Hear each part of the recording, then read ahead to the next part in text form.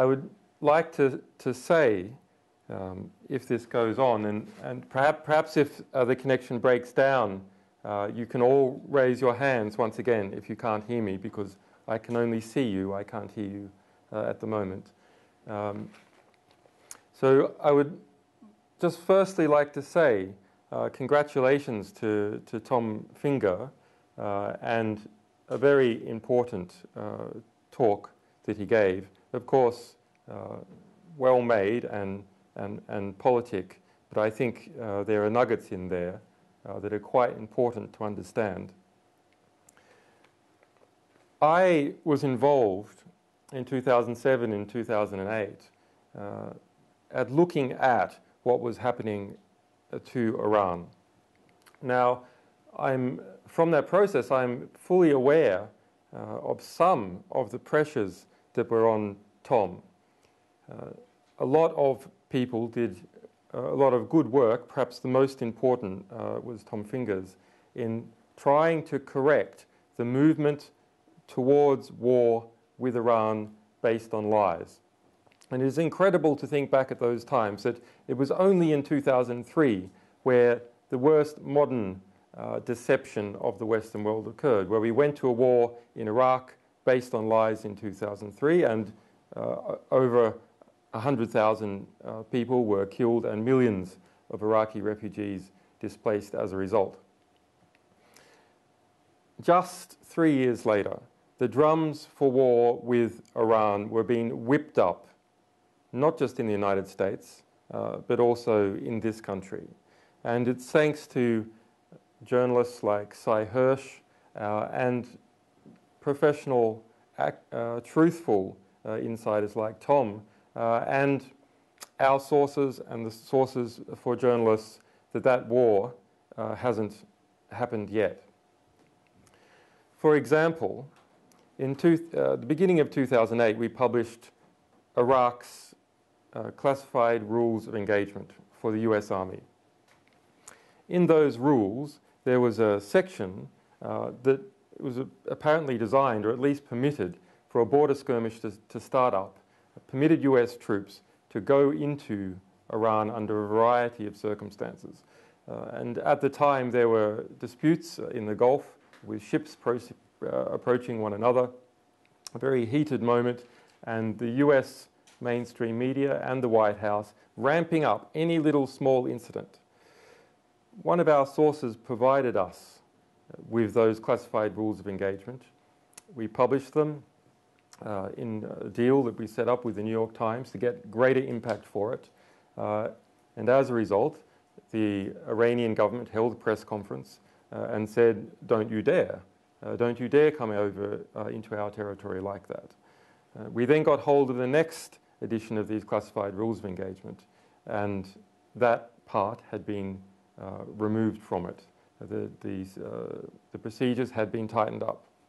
If we look back in the history of war, something between 20 and 50% of all wars have started as a result of these border skirmishes. That source has never been revealed. I assume that he or she is happy to have contributed to history and to human rights in that way, and he goes about his business.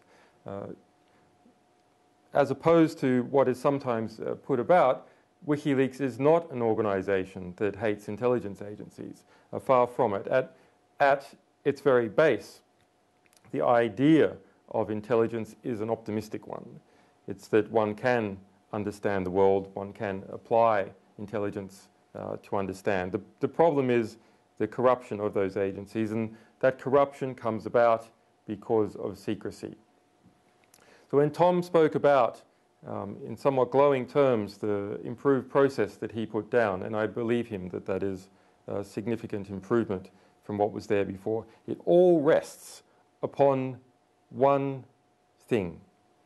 It rests upon the abilities of people in those agencies to get out information to the public when those processes are not followed.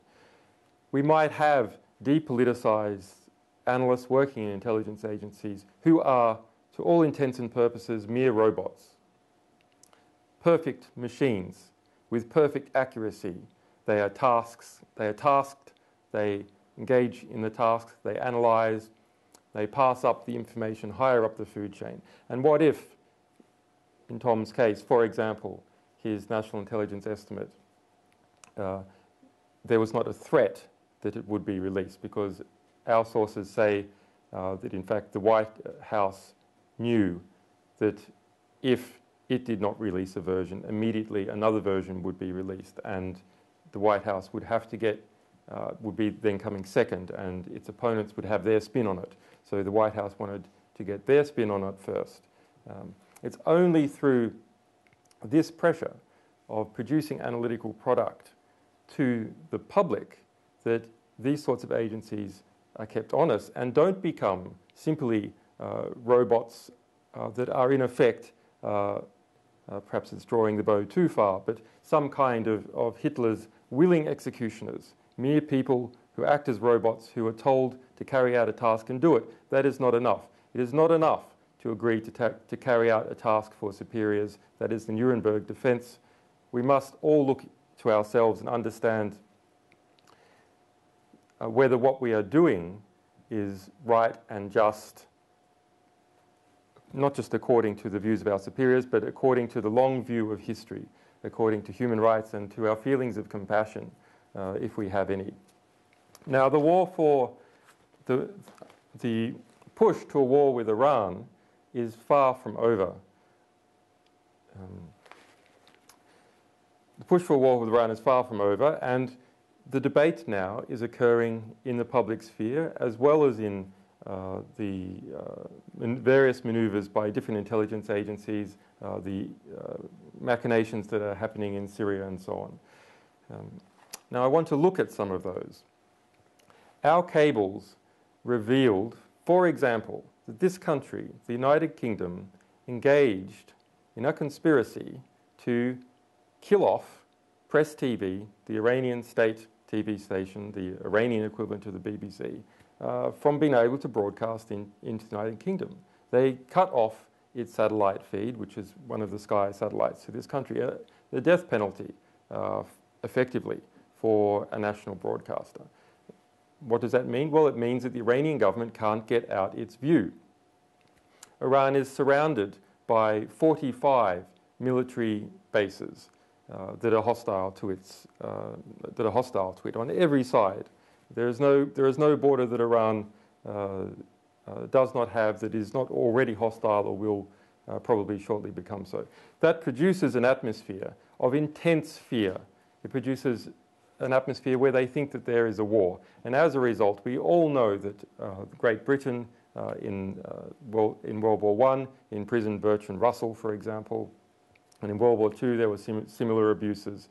The Iran fears means that the sort of human rights abuses that we claim about, the human rights abuses that are correctly looked into in Iran, have very little chance of resolution because the leadership of that country is so terrified about being invaded. Now, I want to draw this back to something that is personal to us and personal to WikiLeaks. The internet has become the most important device for revealing the truth, at least since the beginning of the printing press. It has become the #1 antidote to TV. Democracies are always lied into war. The Iraq War was a result of lies. The increase in involvement in the United States in Vietnam was a result of the Gulf of Tonkin incident, another lie. It's not just lies by intelligence analysts, it's lies by the big media machine. And what is in the big media machine? Well, it's the various institutions that get too comfortable and too close to the table of power, the very table that they are meant to be reporting on and policing and getting into the historic record. When Tom spoke about process and removing political bias from analysts, there is also cultural bias. What is the cultural wind and is culturally accepted? That also flows into analysts. Now, producing cultural bias is something that we must watch more closely. It's not just about what facts are reported on the BBC News. Those are important. But there are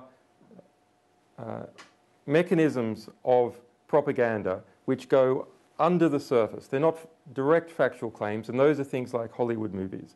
Now, I have seen this directly when we looked at intelligence reports at a low level coming out from Iraq in 2003, reporting what was happening there with the Badr Corps or Sikri or Iranian influence. The full package of cultural bias that exists in the United States for people who are not properly educated in assessing what they're understanding came with them. Eventually, those reports and analysts did learn more about what was happening, and by the middle of 2003 were, in fact, sometimes passing up true reports of what was happening, that there is going to be a sectarian crisis in this country. That was known by Marines G2 intelligence, for instance, halfway through 2003. Completely denied by the political leadership. So it's not enough to produce accurate reporting because if political leadership won't let it out, what are you going to do?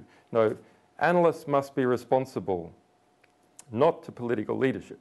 Analysts must be responsible to the public, and they must be responsible to the historical record. Now, we have something here, which is a recent acquisition of WikiLeaks, although we've been following the matter for some time.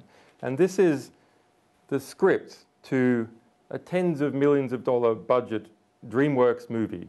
What is it about? It is about us, nominally. It is about WikiLeaks, the organization. It is a mass propaganda attack against WikiLeaks, the organization, and the character of my staff and our activities and so on. But it is not just an attack against us. It is an attack against Iran. It fans the flames to start a war with Iran. And it's coming out in November. It's being filmed now.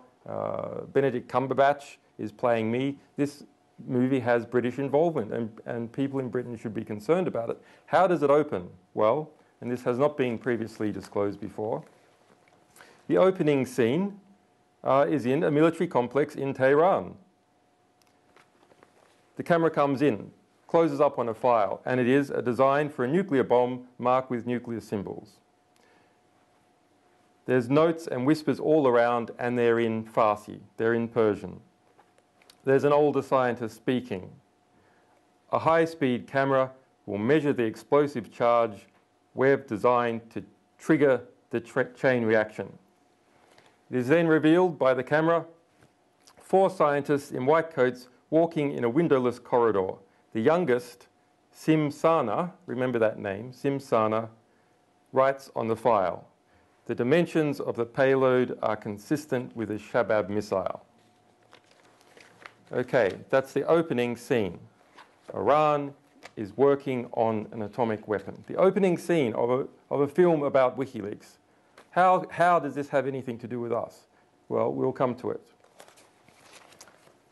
The next scene concerning Iran is in Cairo, where that Iranian nuclear scientist is meeting a US CIA agent, Kate.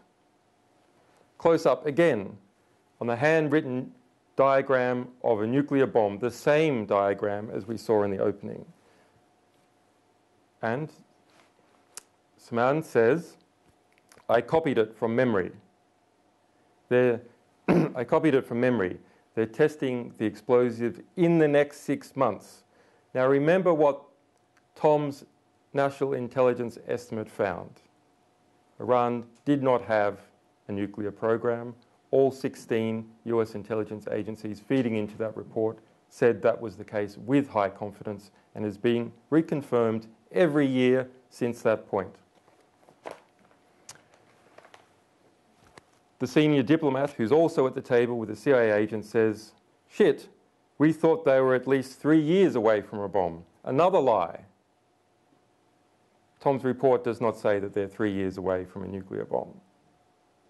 So it's a lie upon a lie, a great big budget thing that's going to be pushed out in November. The Iranian nuclear scientist then says, if it works, they won't hesitate to sell the technology. And even if one of these things, if it works, they won't hesitate to sell the technology. And even if one of these things gets into the wrong hands, they'll sell it anyway. So that's the reality of where we're at. Not merely a war of intelligence agencies, but a war of corrupt media, corrupt culture. That war, we have got to understand. People who have appeared on this panel have been involved, sometimes with great sacrifice, at revealing the truth about important parts of the world, how the world is unfolding, how the world is shaping, the nature of institutions. They have revealed it heroically, in many cases, to the historical record, to our civilization as a whole, to you.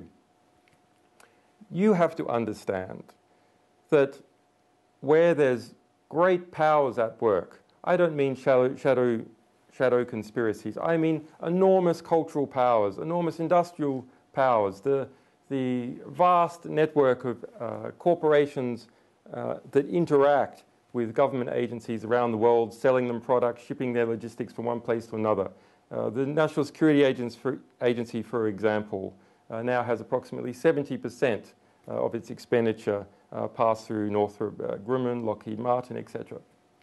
This produces a lobby that pushes in particular directions. How is it that such a lie got into a script about WikiLeaks? How is it that in the light of that national intelligence estimate that anyone could think that it was tolerable, acceptable to foist that lie upon the public, that it would make it all the way through the Hollywood system, that distributors would pick it up?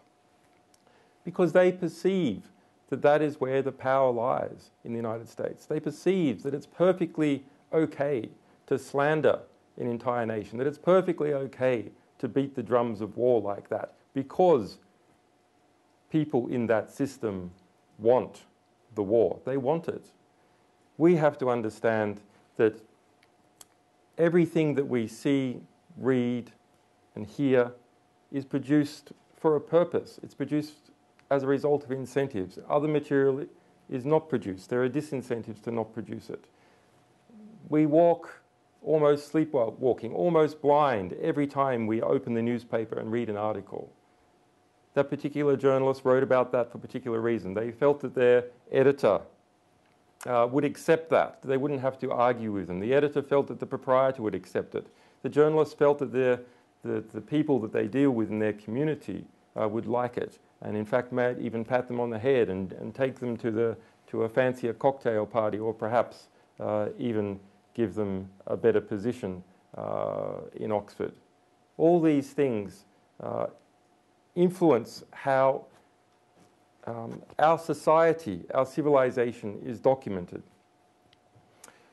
Now, working against that trend and against that current of corrupt, powerful organizations producing a distorted perspective of the world has been the internet.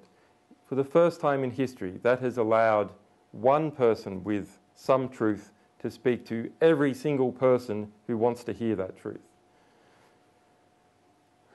It is the great antidote. There is a war on for control of the internet.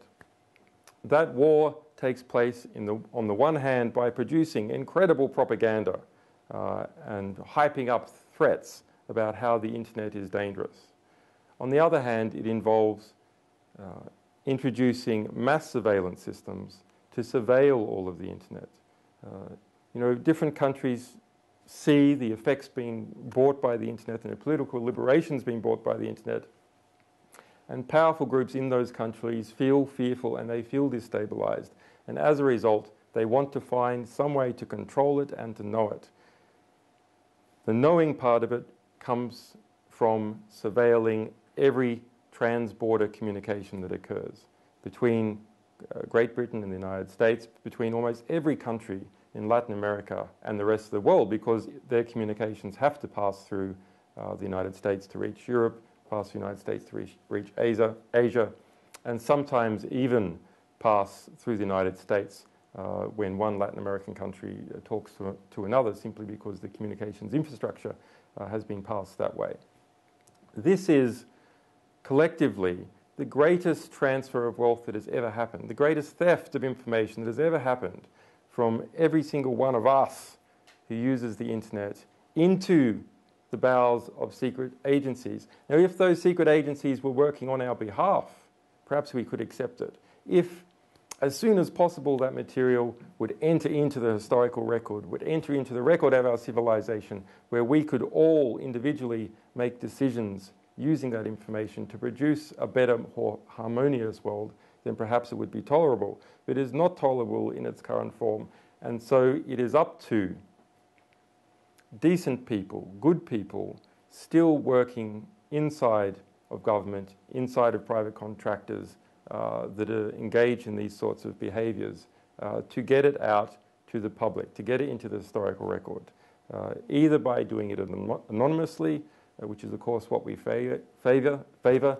Stay in there 30 years, work with us for 30 years getting out this sort of information, or by going public and standing up and fighting to describe the truth of what they've seen. Thank you.